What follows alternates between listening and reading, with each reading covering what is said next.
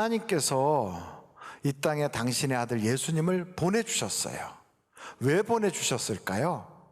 십자가 지시려고, 그리고 우리의 죄를 다 사해 주시려고. 맞습니다. 근데 예수님께서 이 땅에 오셨을 때 그분이 처음 공생애를 시작하면서 무슨 말씀을 하시는가 하면, 여러분 한번 누가복음 4장 43절을 펼쳐보세요. 같이 한번 읽어보실까요? 시작.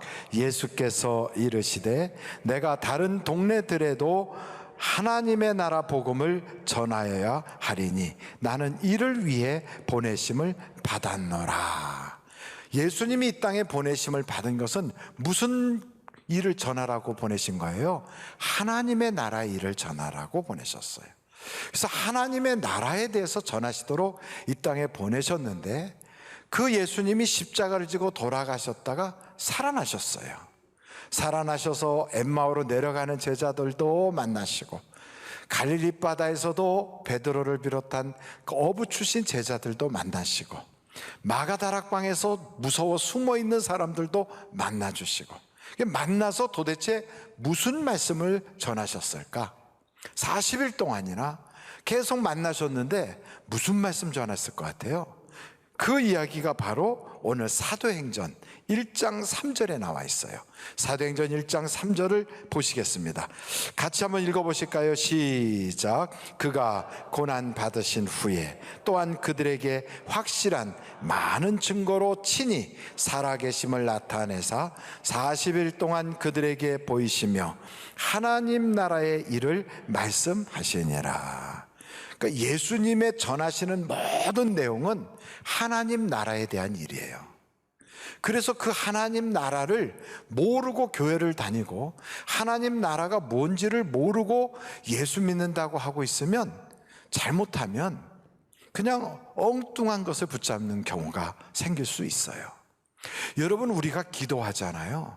기도하면 응답을 받으려고 기도합니다. 기도 안 하십니까? 기도하십니까? 하시잖아요. 그러면 기도할 때 뭘 먼저 기도해야 돼요? 그의 나라와 의를 먼저 구하라는 거예요. 그것이 바로 모든 것을 더해 줄 수 있는 비밀이 거기 있다는 거예요. 쉽게 말하면 치유사역 같은 거 할 때, 여러분 하나님 나라의 권세 안에 들어와 있지 않은 사람은 아무리 그에게 사역을 하고 축사를 해도 별일이 없어요. 그 목사가 능력이 없어서 그렇지 뭐 이렇게 말할 수도 있지만, 예수님께서 고향에 가셨을 때에도 거기서도 별로 능력을 행하지 못하셨어요. 왜냐하면 그들에게는 하나님의 나라가 그들 속에 없으니까 그래요. 중요한 건 뭐냐면, 하나님의 나라가 쉽게 말하면 하나님의 영향력이거든요. 대한민국 나라 그러면 대한민국의 법이 영향을 끼치는 바로 거기까지가 대한민국이에요. 하나님의 나라도 하나님의 영향력이 거기에 딱 임하기 때문에 거기서는 어둠의 영이 떠나가고 귀신이 떠나가고 마귀가 꼼짝 못하고. 그러나 이 세상은, 이 세상 주관자들이 따로 있어요. 권세와 정사를 잡고 있는 자들이 있다고요. 그래서 하나님이 이 땅에서도 하나님의 나라가 다 이루어지기를 위하여 기도하라는 거예요. 그래서 주기도문에 보면 하늘에서 임하신 것처럼 땅에도 임하여 주소서 그래요. 여러분, 그래서 우리가 기도할 때 하나님, 내가 하나님 나라에 들어가 있게 해주세요. 하나님의 영향력 안에 있게 해주세요. 하나님의 다스림, 하나님의 나라 속에 있는 백성이 되게 해주세요. 그래야 기도할 때 우리의 필요한 모든 것이 더하게 되는 거예요. 그 하나님의 나라가 이렇게 중요한 거예요. 그러니까 하나님의 나라에 대해서 예수님은 오셔서 사역을 하실 때도 그 말씀하셨고, 돌아가셨다가 부활하신 후에도 무슨 얘기했다고요? 하나님 나라 얘기를 했어요. 그럼 예수님 제자들은 어땠을까? 전도자 빌립도 똑같이 성경을 보면 사도행전 8장을 한번 보세요. 12절이에요. 거기에 보면 빌립이 하나님 나라와 및 예수 그리스도의 이름에 관하여 전도함을 그들이 믿고 남녀가 다 침례를 받았다 그래요. 다른 얘기 안 했어요. 하나님 나라 얘기를 하는 거예요. 사도 바울과 바나바가 전도 나갔을 때도 다른 얘기 하나도 안 해요. 하나님 나라에 대한 이야기를 해요. 사도 바울이 두란노에 앉아서 3개월 동안 그곳 사람들을 가르칠 때 무슨 얘기했느냐? 다른 얘기 안 했어요. 하나님 나라에 대한 이야기를 하는 거예요. 여러분, 그래서 한번 사도 바울이 사도행전 19장 8절을 한번 보세요. 무슨 얘기를 했는가? 같이 한번 읽어보실까요? 시작. 바울이 회당에 들어가 석 달 동안 담대히 하나님 나라에 관하여 강론하며 권면하되, 하나님 나라에 대한 이야기를 한 거예요. 사도행전 마지막 부분을 보면, 이 사도행전 마지막 부분이 뭐냐면, 여러분, 사도행전 28장이거든요 28장 31절이 끝이에요. 한번 읽어보세요. 무슨 말씀하고 있나? 시작. 하나님의 나라를 전파하며 주 예수 그리스도에 관한 모든 것을 담대하게 거침없이 가르치더라. 그러니까 성경을 보면 예수님도 하나님 나라, 빌립도 하나님 나라, 사도 바울도 하나님 나라, 성경 사도행전 전체가 다 하나님 나라에 대한 이야기예요. 그래서 여러분, 예수 믿는 우리들은 하나님 나라에 대하여 알아야 되겠어요? 몰라야 되겠어요? 알아야 되는 거예요. 교회라고 하는 건 이렇게 하나의 형태로 보여진다고요. 그래서 교회는 하나님 나라의 모형이에요. 모형은 실체가 아니라고요. 그런데 이 모형 속에 그 실체가 들어있어요. 그래서 교회를 다니면서도 하나님 나라 안에 들어와 있는 사람이 있고, 교회를 다니면서도 하나님 나라 안에 있지 않은 사람이 있어요. 그래서 쉽게 말하면 그런 얘기 하잖아요.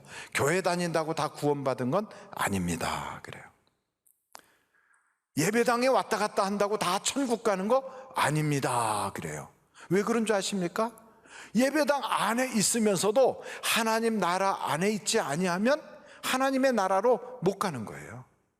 하나님 나라 안에, 이 땅에서 하나님 나라 안에 있어야 그를 하나님이 데리고 하나님의 나라로 가는 거예요.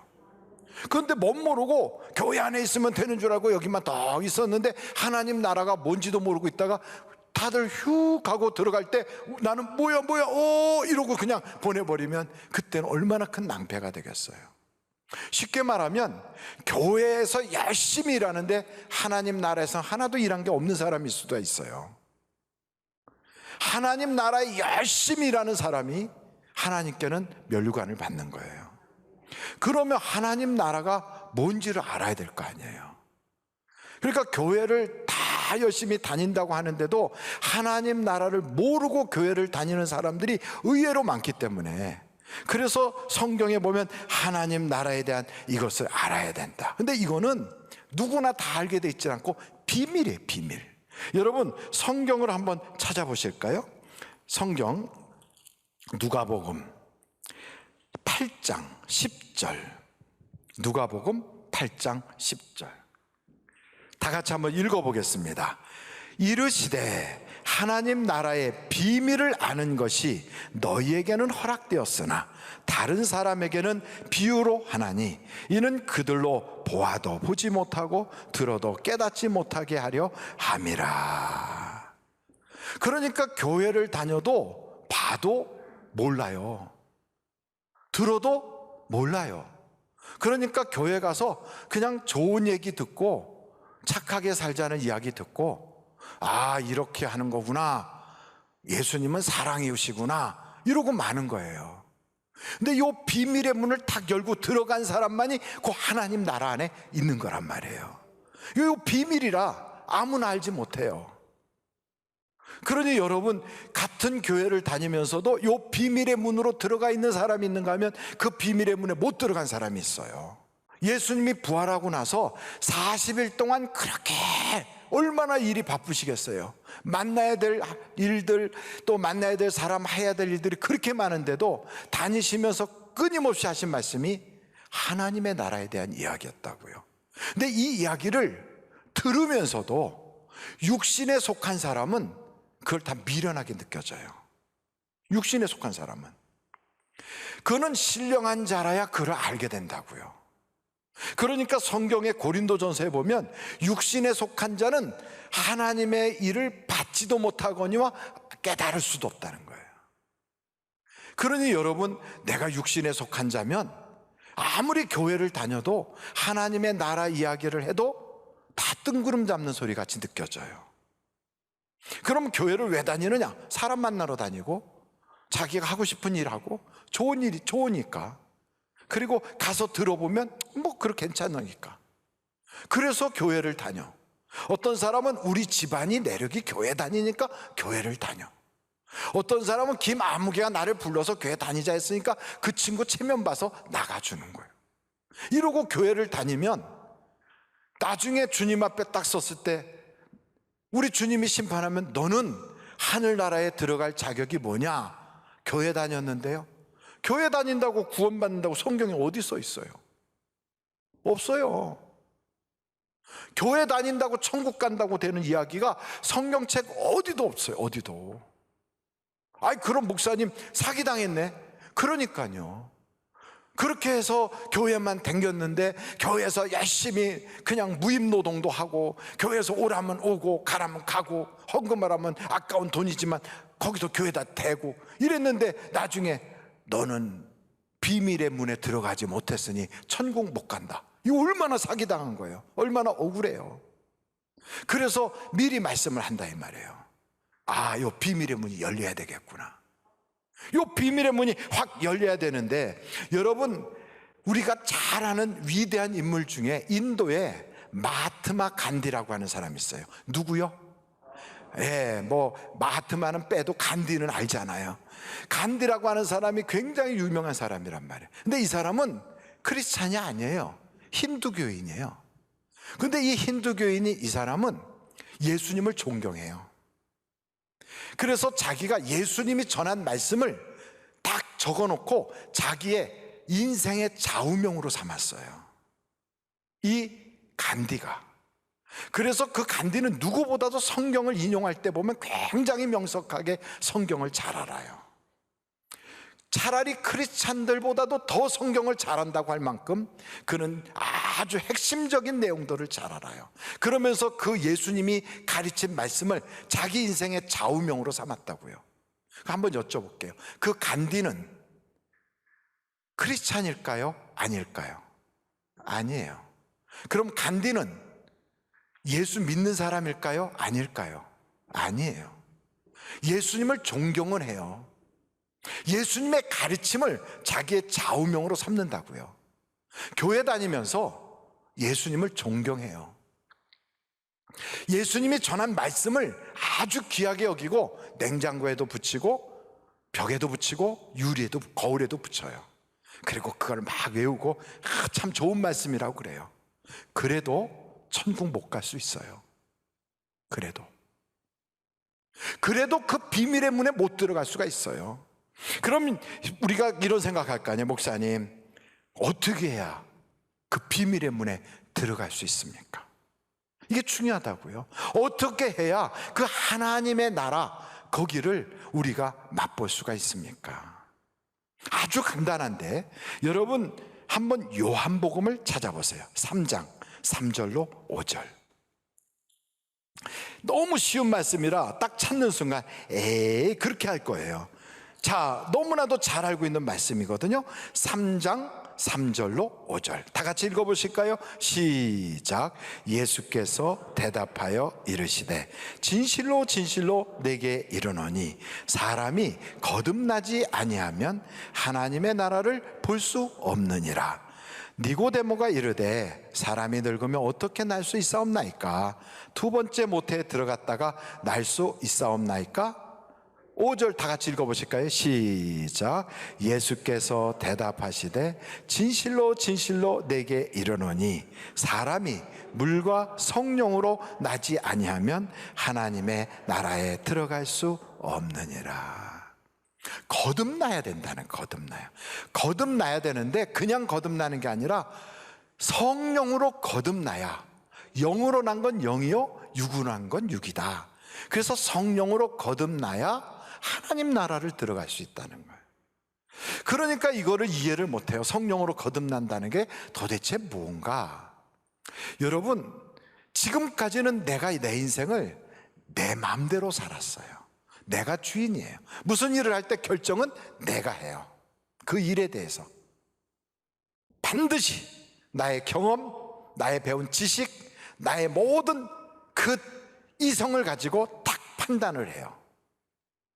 왜요? 내가 주인이니까.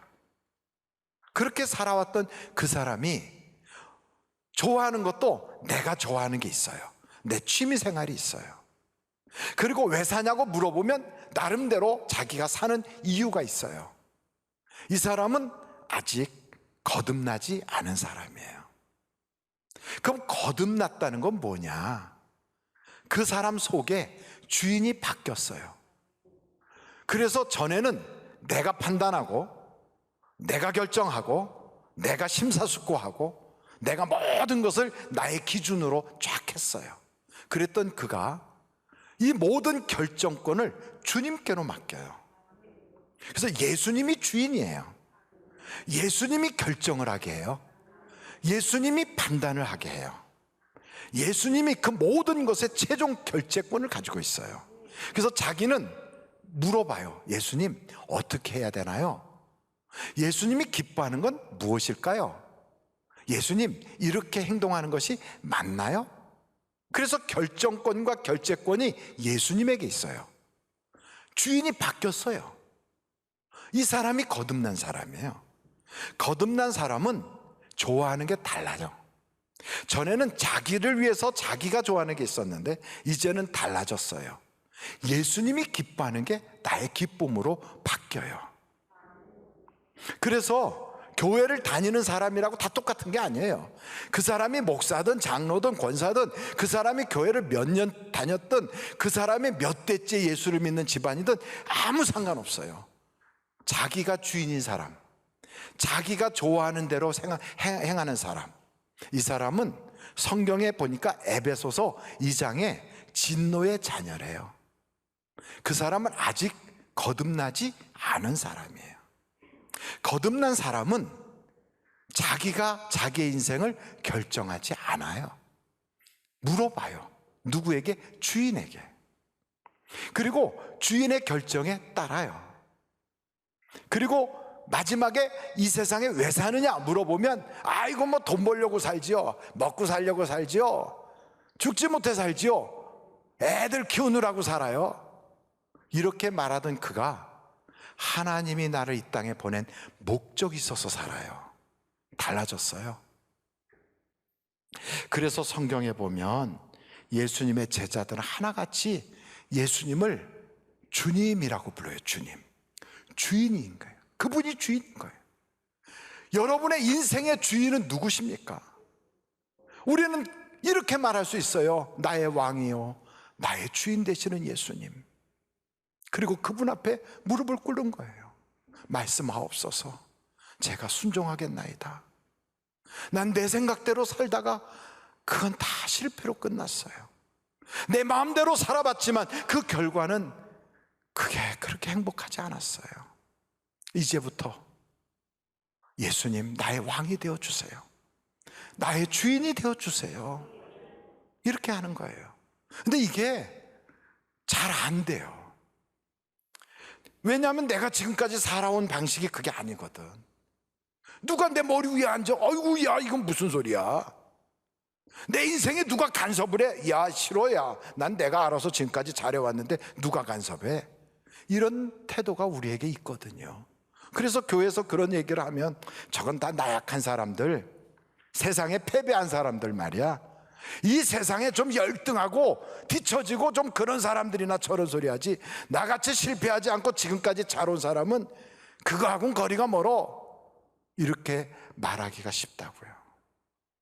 그래서 천국은 들어가는 게 낙타가 바늘귀로 들어가듯이 어려워요. 어려워요. 예배당 안에 있는 사람들끼리도 어려워요. 그런데 그 일을 하게 하는 분이 계세요. 누가? 성령님이.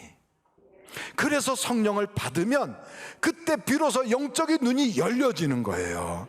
성령이 내게 오시면 사람이 변하기 시작하는 거예요. 그래서 내가 알지 못했던 새로운 영적인 세계가 열려지는 거라니까요. 그래서 교회 가면 자꾸 강조하는 게 성령 받으세요, 성령 받으세요 그래요. 그 목사님 성령 어떻게 하면 받습니까? 아주 간단해요. 여러분 사도행전을 2장 한번 보세요. 38절이에요 같이 한번 읽어보실까요? 시작. 베드로가 이르되 너희가 회개하여 각각 예수 그리스도의 이름으로 침례를 받고 죄 사함을 받으라. 그리하면 성령의 선물을 받으리니. 우리는 그럴까요? 저 침례 받았는데요. 그렇죠. 눈으로 보이는 침례는 받았지만 침례의 의미를 우리가 제대로 하지 않았잖아요. 예수와 함께 내 옛사람이 죽고 이제는 내가 예수와 함께 살겠다. 이게 침례예요. 하나님, 나는 이제까지는 내가 살아왔어요. 내 힘으로 살았어요. 내 맘대로 살았어요. 이제는 내가 예수와 함께 죽겠어요. 십자가에 꽝꽝 못 박힌 그 자리가 바로 내가 죽은 자리요, 내가 거기서 나의 죄가 다 못 박힌 자리예요. 그리고 이제는 내 마음대로 살지 않고 예수님과 함께 살겠어요. 예수님이 내 손 꼭 잡아줄 때, 한 걸음 한 걸음 발걸음 옮길 때마다 주님과 동행하겠어요. 이게 십자가 진 이후에 제자들을 만나신 주님께서 하나님의 나라에 대한 이야기예요. 그것이 바로 침례예요, 침례. 이렇게 되려면 어떻게 돼야 돼요? 고백해야 돼요. 주님, 내가 죄인입니다. 내가 죄인이라니까요. 우리는 그걸 고백을 안 했어요. 너는 죄인이야. 나는 아니야. 너는 나쁜 놈이야. 나는 괜찮아. 이거였어요. 그런데 그게 아니라 주님, 내가 죄인입니다. 이게 안 돼요. 왜요? 죄인이라고 하는 순간 굉장히 이상해지잖아요. 제일 듣기 싫은 소리가 죄인이란 소리잖아요. 그런데 예수님은 우리에게 너희 죄 때문에 내가 십자가를 졌다는 거예요. 주님의 십자가와 나와 아무런 상관이 없는 사람은 교인이에요. 그 사람은 세상 사람이에요. 그 사람은 육에 속한 사람이에요.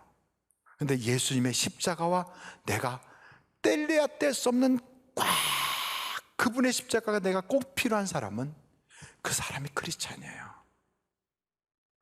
그 십자가가 없었으면 나는 어떻게 했을까? 그 예수님이 물과 피를 쏟아서 죄를 사해 주시지 않았다면 과연 나는 어떻게 됐을까? 그 십자가와 내가 하나가 될 때 그 사람이 크리스찬이에요, 크리스찬. 그 피로 우리의 죄 씻음 받고 우리 주님께서 주시는 성령을 통하여 세상이 주지 못하는 기쁨을 꽉 맛볼 때, 마치 평생을 안진뱅이로 살았던 자가 예수님의 복음을 듣고 일어나서 걷고 뛰면서 성전으로 뛰어들어가듯이 예배가 달라져요. 교회 생활이 바뀌어요. 사람을 보는 눈이 바뀌어요. 전에는 마른 눈으로 반짝반짝 봤다면 우리의 눈에 눈물이 붙어서 젖은 눈으로 바라보게 돼요. 여기 성경에 보면 사도행전 3장 19절 말씀, 이런 말씀이 있어요. 한번 이 말씀 보고 우리가 같이 기도하려고 하는데요. 사도행전 3장 19절이에요. 다 같이 한번 읽어보실까요? 시작. 그러므로 너희가 회개하고 돌이켜 너희 죄 없이 함을 받으라. 이같이 하면 새롭게 되는 날이 주 앞으로부터 이를 것이요. 회개하고 돌이키면 새롭게 되는 날이 임한다. 새롭게 되는 날. 여러분의 인생에 새롭게 되는 날 한번, 야, 오늘은 정말 다르네. 오늘은 왜 이렇게 내가 새로워졌지?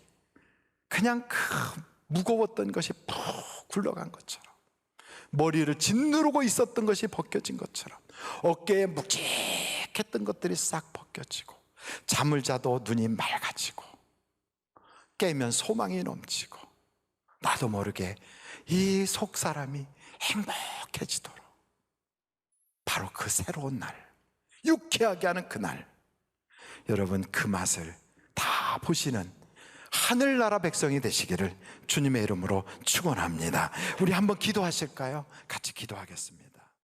생명의 말씀으로 나를 채우사